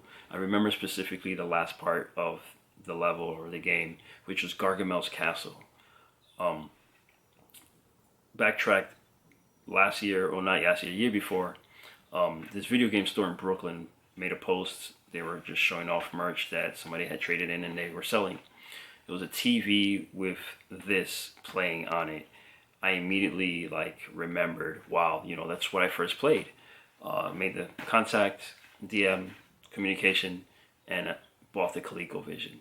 For those who remember, remember the control of the ColecoVision. For those who don't, this was it. It was a joystick and a number pad. 1 through 0, 1 through 9 and 0, and star and pound. Yes, pound, remember? It was called the pound sign before social media made it a hashtag. But that's all it was. You didn't use the numbers for anything in Smurf besides the joystick. Up was to jump, down to duck, left, right, and that's it. It was side-scrolling. You went from the Smurf house through the woods, jumping over fences, in the fields. You had to jump over long hedges and little mountains in the caves. It was an extension of the cave, like rocks and stuff. And then you got to Gargamel's Castle. Even through all of that, there was other obstacles besides for the ones that I mentioned, like spiders, hawks, bats, all different types of things. When you play, the game has 4 difficulties, 1 being the easiest, 4 being the hardest. That's what you actually use the number pad for, is in the beginning of the game to choose your difficulty. Playing through the game, played through the easiest one because, hell, I didn't know what to do. And even getting to the end, you have to jump on a skull to then jump to get the Smurfette, because that's the objective of the game, to get Smurfette. I had to go on YouTube to figure out that there was a double jump. I didn't know that. So obviously, went on YouTube, saw the double jump, blew my mind. I was like, no way. And then went back to the game, played it, and beat it, as you'll probably see right here. Then I played it on the hardest difficulty. Yeah, I didn't get anywhere. Um, but there's really nothing much to the game. You know, it's ColecoVision. It's the early '80s. It's like the beginning era of video games. So there's not anything lackluster. There's not anything crazy that complex that they had to throw out for the audience or for the consumer to be appealed to. You know, you go through these obstacles and it's hilarious because you get hit and it's like, and it does this noise, and it's just the most simplest hit drop ever. But seeing all this unlock that memory from 1988, those feelings like me thinking it was a dream and no, man, it really happened. I really played this as a kid. Uh, it's crazy how I went from this ColecoVision to then I got introduced. Well, later that year, my brother, finally was like, "All right, you're old enough. You can play Nintendo." And I was freaking 4, and that's a whole other story for another day. But man, Smurf, it was a big thing in the '80s. Remember the cartoon, la la la la la la la la la la, and all the singing and everything like that. And these little blue things just running around and stuff. Cartoons and kind of video games kind of went hand in hand depending on how the game was compared to the cartoon, or like a cartoon would come out and they make a game for it. I think later on that's when they would do like, hey, there's a cartoon, let's make a game.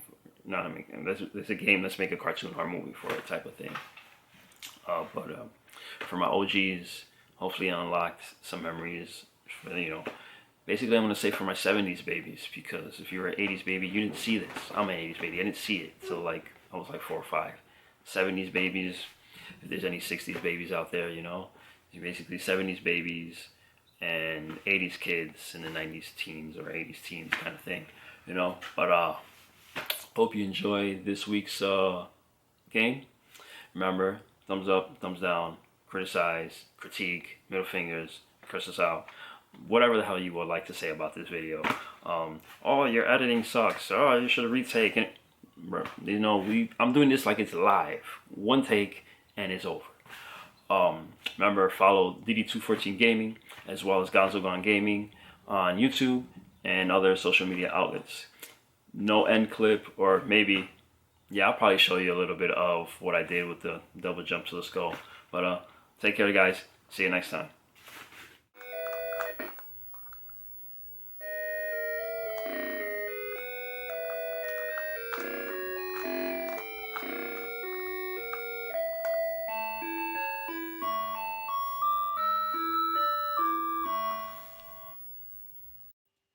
I have never in my life seen a ColecoVision ever. That was actually probably one of the coolest things I've ever seen in my life. Dude, like, Jay, how many show times your have age. how many times have I fucking told you like what my first fucking system was? It was that one? It wasn't Coleco. It was I had an Intellivision. Was my first video game system. Oh shit!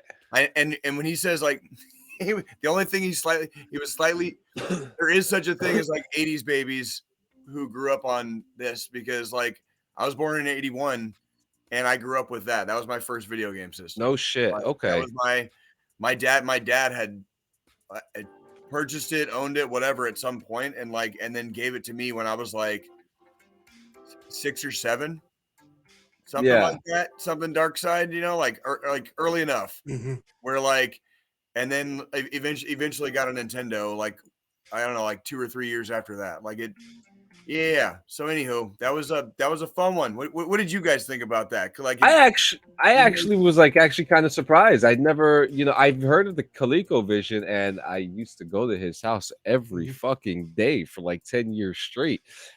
I never saw that in his house, and he always had like a treasure chest full of hidden goodies, that he always kept, like old computers, old boom boxes, old like compute gaming systems and stuff. But this is the one thing that I never saw in his house. So that's actually kind of interesting. What I love too, I'm looking at a picture of the console itself, and let me pull up the picture. It's very interesting. Let me make sure. Kind of just fits in there, you know what I mean? And I thought it was hilarious that he said that he called it the pound sign before it was called the hashtag. Yeah, so that's because that's what it was. It was. That's what it was. Squilini, what you think, man? Go ahead. I Jay. mean, sorry, Jay. You're fine. You're fine. I'm enjoying listening to like your guys' thoughts on this. I've played the ColecoVision a few times. I just the controller or the control pad for it was always The dial pad. My least favorite out of all the retro controllers and stuff. ColecoVision's controller, definitely one of my least favorite. Intellivision's is highly similar, and I would not I Mhm. would not disagree with that statement. It's not. It is not the best setup for a good workable controller, if that makes sense. So yeah, Yep. like when even like Intellivision had like a lot of like 2-player games where like your buddies could play with you, right? Like so did ColecoVision. It's like, but when when you're getting competitive with shit and like the controller's fucking you, you know what I mean? Like Yep. it's not your lack of skill, the controller's fucking you. You know what I mean? Like so, but yeah. Yeah. Anywho, But I mean, Yeah, that great. just shows how far controllers have come because oh yes, we used to have controllers where it was just a dial with a number pad. oh yes, oh yes. And now it's you've got, for This. example, I mean, yeah, pick one. Pick But one. there's so many iterations. There's this, the I mean, PlayStation. Yeah. you've got, and now they even are making controllers where you can swap out the thumbsticks, you can That's add what I'm saying. on Like, it's back triggers that are programmable. And this then is you where- also have controllers like the Steam Deck controller, which is like a mouse in the controller. this is where I'll actually like be proud of video games for like how far they've come. You know what I mean? Like, because I remember that the early days, right? Like Yeah, Gen 2 I mean, now you've got ColecoVision and Intellivision are considered Generation 2 for video games. Just Yeah. for Yeah. for, Yes, for they everybody's, are. for everybody's information, like that's considered Generation 2. So like, if you remember the early days, like that's one thing that does make me proud of how far video games have come. Go ahead, Joe. because I mean, that's the thing. Like, we went from with the ColecoVision, then the Atari, where it was a joystick with one button, to To now that. to Xbox, where it was you had a left and a right trigger button, and then your joysticks X, Y, A, B. Yep. To now you've got the Switch, where the controllers are completely detachable from the system. I have a Wii U somewhere around. So you've got you can you don't even need to buy an extra controller to do 2-player games with the Switch, because That's each one of these can work as a single controller. Stupid, uncomfortable way to play. now but we have it have controllers with screens on them. It's insane. It is insane. So, are you guys ready to get into some Oh God. oh What do we do? Oh, absolutely. Let's talk about this motherfucker, dude. Like since I was a little delayed last week, especially by the fire of 1,000 suns fucking burning a hole through my fucking already non-existent soul. You know what I mean? Like So freaking we got 2 episodes to fucking catch up and then finish the season on. 1 second, gentlemen. I apologize. Go ahead. taking calls during work. So as you know, before the second to last episode, we're coming into, and with the height of Star Wars week, there's a lot of hype coming into this last episode that's coming up, man. A lot of hype. What do you are you excited like that it's coming to an end this season?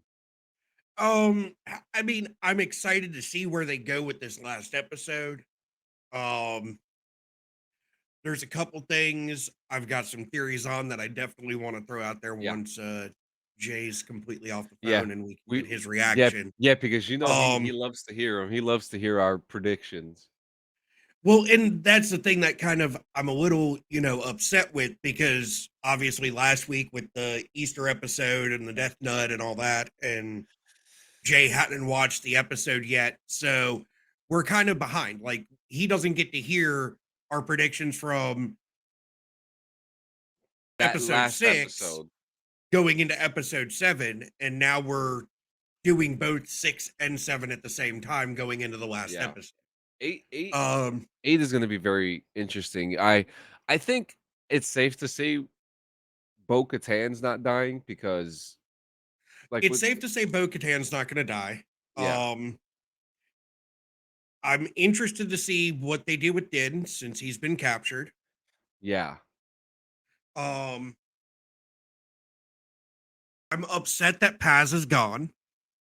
Oh, yeah, well, that we're gonna that's gonna Jay I wanna know what Jay thinks about that one because he knows that we've been Um, kinda talking about his, like, lineage and things like that, so it's like I I mean, I you know mean, what's the interesting the too? Like upside is the Vizsla lineage isn't completely dead because of his son. yeah. Um, I feel the armorer is a fucking traitor.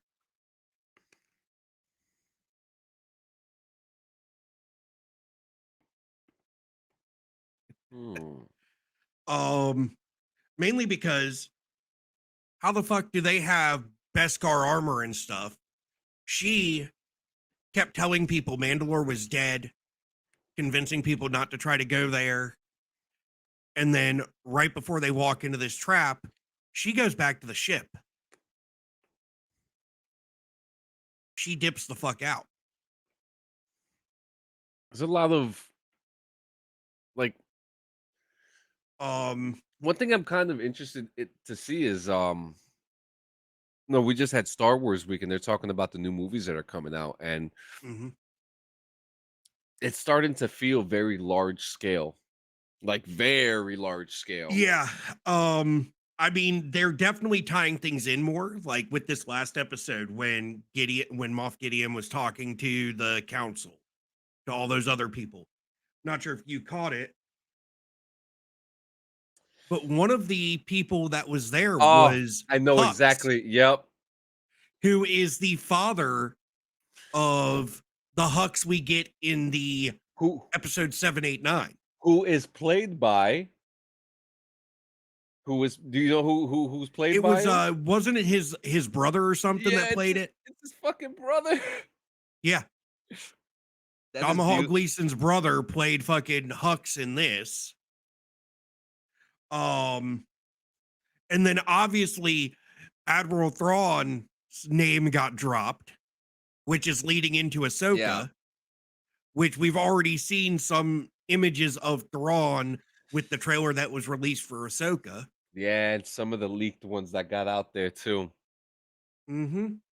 Uh And I'm actually pretty excited for that because they have the the um the voice actor that voiced Thrawn in the yep. animated is playing the live action Yeah, Thrawn. Lars Mikkelsen, who obviously is the brother of Mads Mikkelsen, who is killing it in video game and Hollywood right now.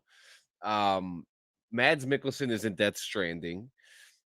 You Mhm. know, Lars is in he's been doing it for a long time. Like he's been doing the role of Thrawn for a long time. But yeah, Jay, let's Yeah. so second to last episode. That's the Jack Black episode, right? Yeah. Mhm. And So then wait a like minute. Lizzo and Jack So Black. Lizzo, Jack Black, and Christopher Lloyd. yeah, Christopher Lloyd. Absolutely.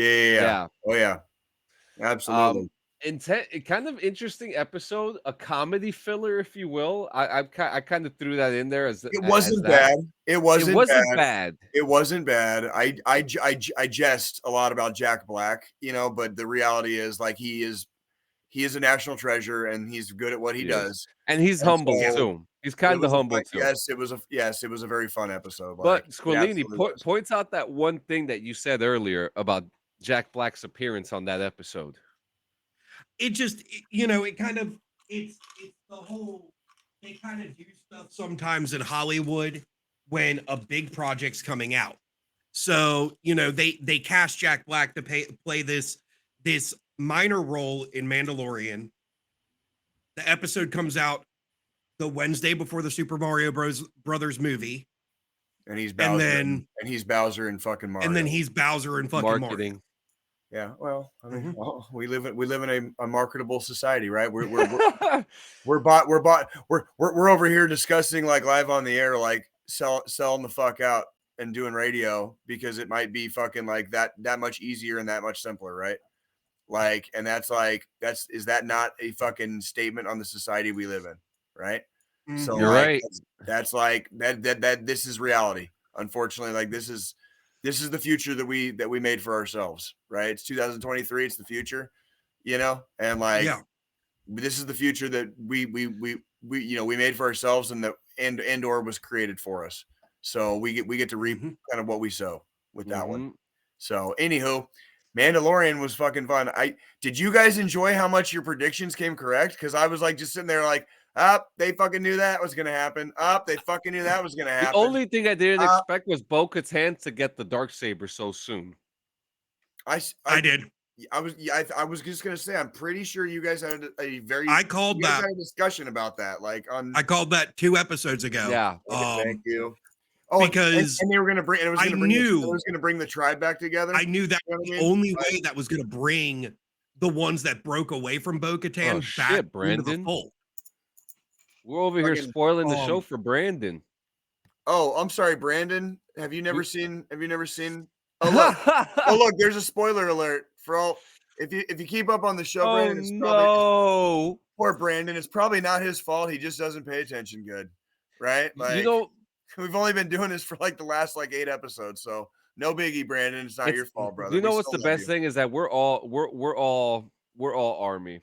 Our Yeah. army All, brains all is of what us are happened. armies. So yeah, it's like you just But came into the smoking circle freaking like a little Mhm. a little too soon probably for yourself. Like Yeah. if you kept up on the show, these two have called all this shit. So when I was watching the episodes, I already had it spoiled for Yeah. me too. Don't So worry. all Mhm. right, so Jack Black episode's done. We find out Christopher Lloyd's the bad guy. Then we come into the next episode and shit starts getting fucking haywire. You want to break it down, Scolini? So everybody gets brought together, both sides, and we're back on what's that planet? Navarro? Yeah, we're back on Navarro. Good old Carl Weathers. Fucking Apollo Creed. fucking Apollo Creed. he's fixed up IG-11 to a degree. Now it's IG-12, and instead of it being a complete robot, it is made to have a cockpit for Grogu to sit in. Yeah. And I'm sorry, the comedy with Grogu, just complete childlike nature. Keeps And how pressing that how yes they and no used button. it. And how they No. used it. Yes. Like he finally has a voice and it's a goddamn robot, right? Mhm. Right. That's kind of like But you notice how like But they you use know that who for does dogs. that voice? Who? Shakiti Watiti. Of course it's Who's that? him. Who the Of fuck course is that? it's him. Who's that? He's everywhere So- right now. Well, I mean, He voiced IG-11 in the first season of Mando.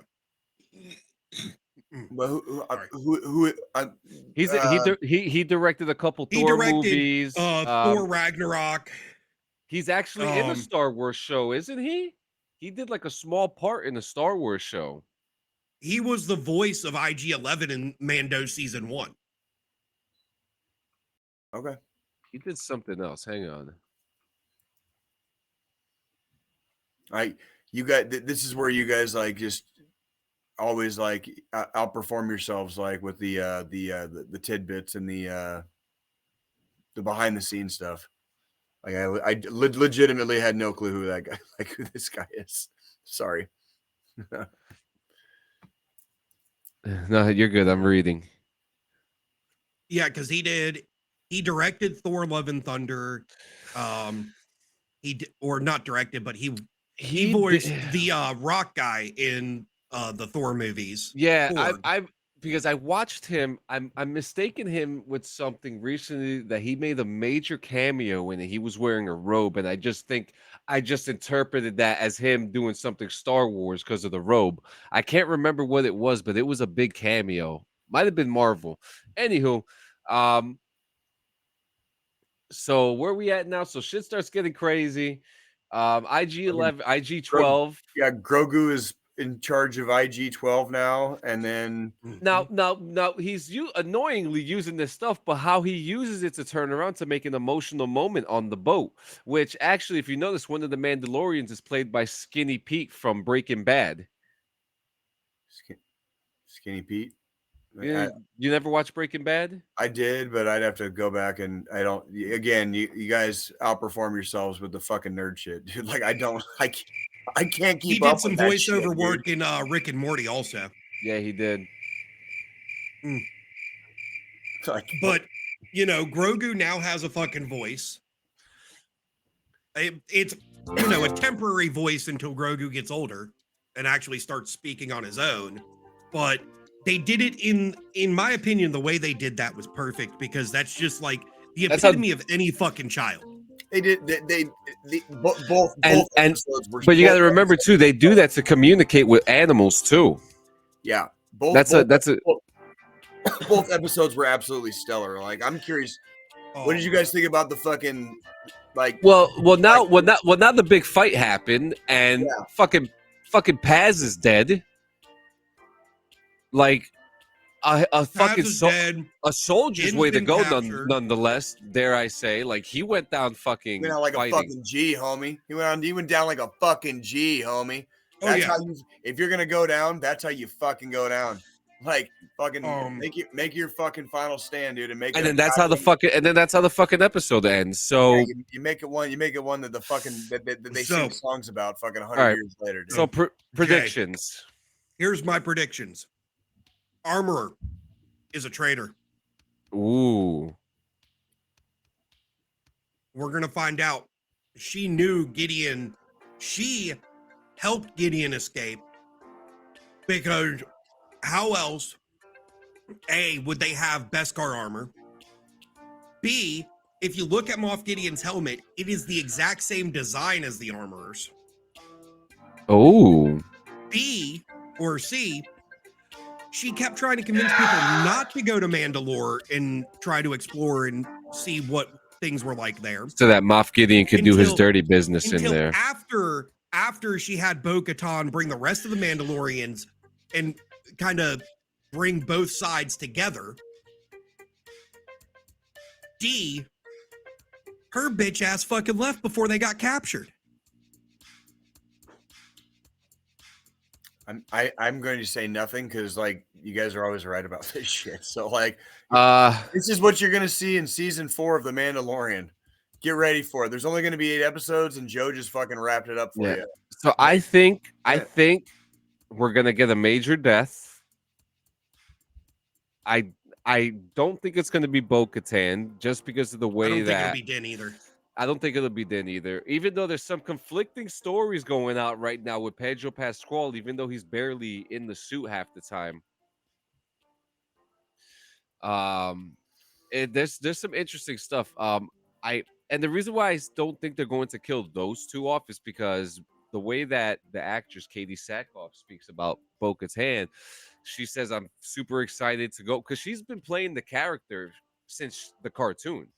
It's been the same person the whole time. It's really cool that they were able to do that. I am going to say, like, I'm not near the freaking Star Wars buff or nerd that I used to be. And like, it dropped off in my life, like almost 2 decades ago. And like, but seeing that has been like really fun. Seeing that has been and like, here's my final prediction for the last episode of the season. We're going to have Thrawn.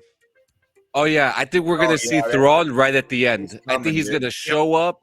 I think it's going to be like a thing. He's going to show up, and then it's going to segue into Ahsoka later this year. That's how they're going to fucking do that. So I think we're going to get like a Luke Skywalker moment, right? Where, something big is happening with Moff Gideon. And maybe I think right now with Moff Gideon, it's a 50-50 chance he's gonna die. That like it's like I was gonna say like he's probably got like if I have one prediction, he's gonna die.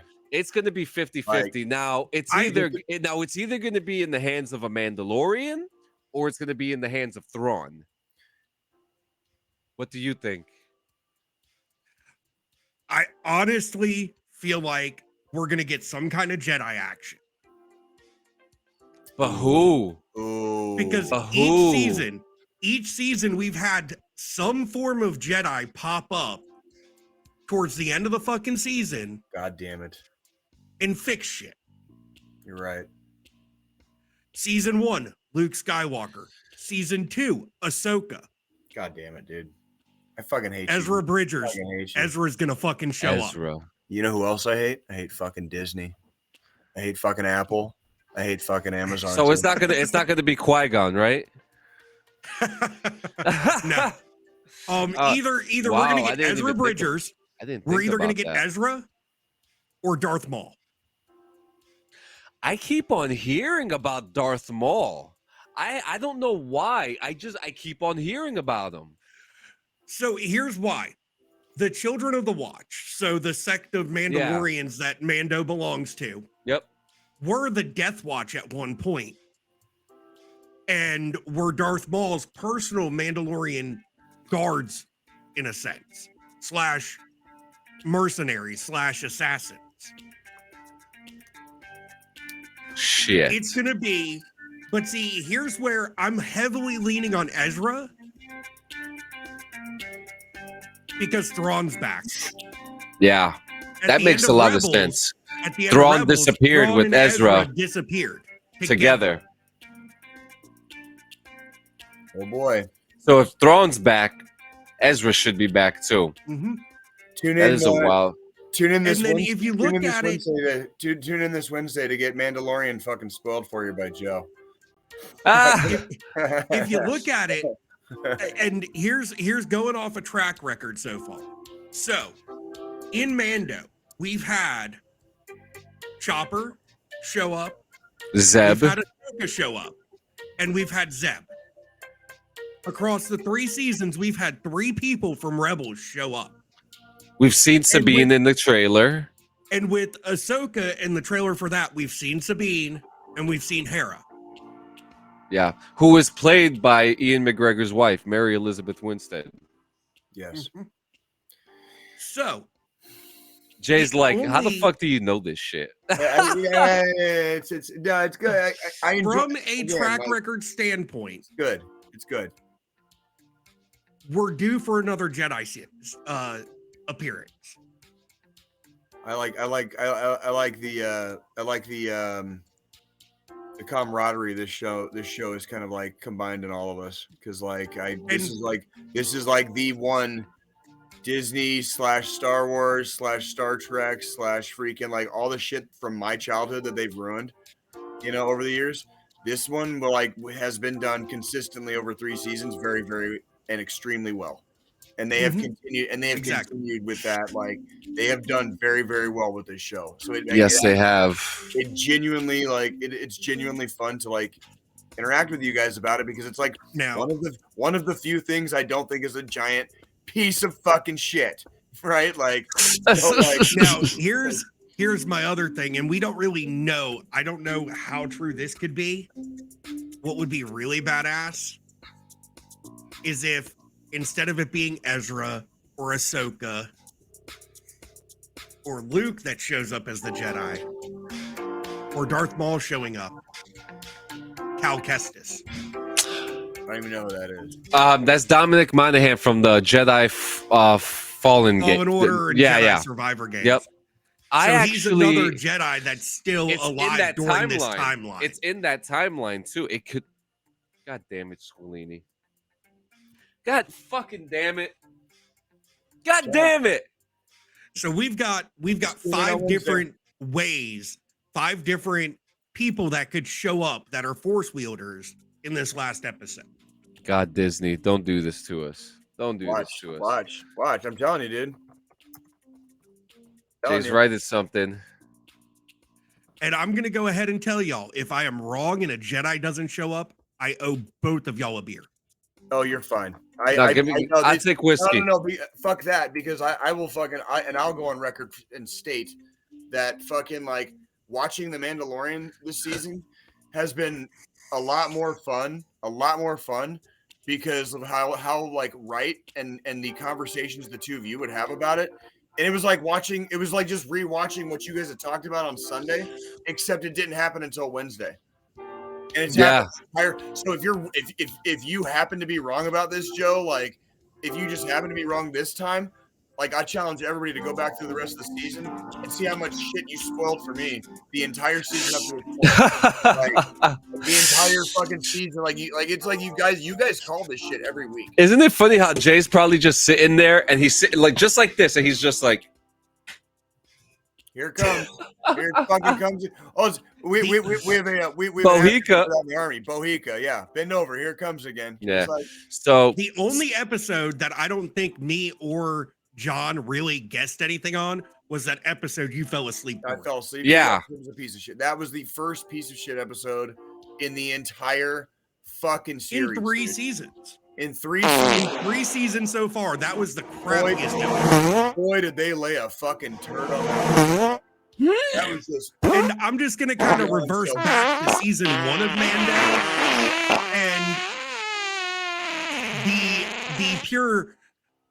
I'm gonna call it a nerdgasm I had in that final episode when they're in the fucking bridge of that ship, and that fucking TIE fighter or the damn fucking X-Wing shows up. Yeah.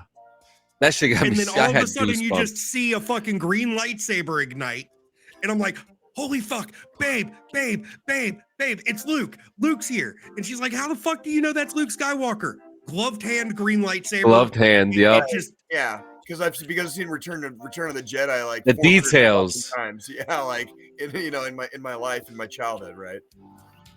So and, anywho. with that episode from the final episode of season 1, what made it even better was the fact that they had Hamill do the voiceover for the fucking younger actor that they just faked his face on. Yeah, a younger looking Luke. Yeah. Well, shit. That was that was a ride, and we have one more episode. I can't wait. Next week, Brandon, you do need to watch Mando. That's your requirement. You need to watch Mando if you want to get on if you want to be on the show next week. catch up on Mando, dude. Like Joe just. What the fuck are we gonna do after this fucking season's over? Like, what's the next show we all need to watch together so we can spoil it every week? Six. Six. Six. Say it 3 times. There. Oh, you did it! You did it without me having to ask. Oh, I'm so proud of you, John. You're growing up, and you're just growing up. Because I mean, shit, we did Last of Us, which then ran over into Mando. Because the first episode or 2 of Mando was during the last 2 episodes of Last of Us. Yeah. Well, now we need another show. We need to figure out something else for us. You know what? What we can do? We could throw some names in a hat, and we'll put it in a poll. You know what? Maybe. Here's the challenge for everybody that watches our show, whether it's while we're live or after the episode airs. Drop comments on the episode of some shows you'd like us to fucking watch and review. Oh God, that's dangerous. Yeah, dude. That is dead. That's probably the most dangerous thing anybody's asked to do on this show. Even if we've watched it, we'll rewatch it. Yeah, probably. And then I'll rewatch it. But guys, thank you so much. I think it's safe to say that Brandon Cleary will be with us next week, talking to us about the highs and the lows of Army recruiting. Oh God, if he's a recruiter, then like, yeah, I'm gonna like drink beer for him, dude. Like I just like out of like mass sympathy, dude. Like that's if that dude's on the recruiting side right now, like he said Carnival Row. Yep. Hey man, don't feel bad. I live in the carnival freaking like in Kansas City, so don't feel too bad. Okay. Like, but you guys already know. Look forward to having them. Yeah. Go ahead, but yeah, come on in next week. I'm gonna send you that form in like less than an hour. Guys, come by next week.